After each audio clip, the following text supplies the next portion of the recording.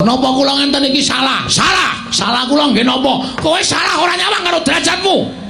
Nuwun sewu, Mas. Jane kula tak takon, sampeyan iku titake sapa? Titake sing gawe urip. Kula ya titake sing gawe urip. Kowe karo aku ki padha, Mas. Sing bedake mung derajat karo pangkat.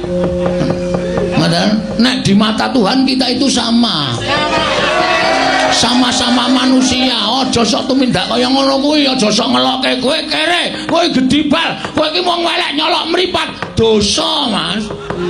Tandane dosa sampean aja gagas kaya ngene iki, aja ngunekke kawula sing elek kaya ngene iki, aja ngunekke kawula sing ringkih kaya ngene iki. Sampeyan iso dadi ratu niku mergo tak coblos rai sampean. Bong, kowe le omong malah dadi masalah iki. Cerewet kowe meno. Untal dasmu sisan. Kone wangi ora gelem malah meden-medeni wis kowe cengok. Ala denane bacot wani ya bacot nyemplung kali. Wis terus ya mengkari ndodok. Lho. Kok mengkari ndodok piye ora? Samane ngunanake karo Bagong kleru. Napa kula kluput? Kula ngemutke ratu Gusti kula. Napa kula kleru? Kula ngemutke ratu Gusti kula. Prabu Puntadewa niku ratu Gusti kula. Nek ratu Gusti kula enten napa-napa nganti cilik lara gedhe mboten wonten terus sing mbayari kula ben sasi sapa? Kula wajib ngemutke ratu Gusti kula sing kleru. Apa kaya ngene iki dianggap salah? Salah perkara derajat pangkat, derajate nggo endi, pangkate nggo endi? Kula takon karo sampean. Sapa-sapa arep digetak, sapa-sapa arep digetak. Dume dadi ratu galak. Tangger iki kowe saiki ayo muni ya. Ombo-ombonan cangkem. Ombo cangkemku kasih. Sero suaraku kok. Lho ora lho iki tenanan. Sing tau nek kowe meneng wae kok kakangne nesu-nesu iki ngopo? Mergo aku tresna karo adikku lanang. Terus? Kowe tresna ora karo aku? Nek kowe tresna kowe muni ngono iki, Tru. Men aku marem, Tru. Amoh, oh setan iki. Ora gelem muni ngono to? Ora.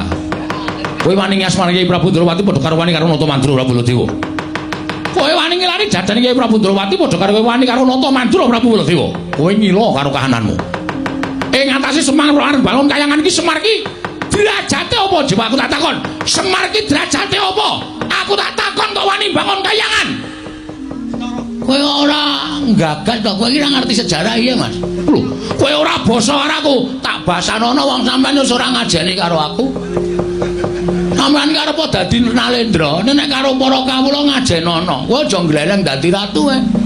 Kowe aja gaya dume lungguh kursi sing dhuwur. Ning aku nek gelem nglumpukke masyarakat tak jak demo telung kejeping paningal rubuh saka kursimu kowe. Aja sangunek-unekke masyarakat cilik kaya ngene iki tandani. Sampeyan iso gedhangkrang sila tumpang ning kursi iki mergo tak coblos mbaya sembada. Biyen sampeyan ling mbeseli aku pira takon dadi tim sukses.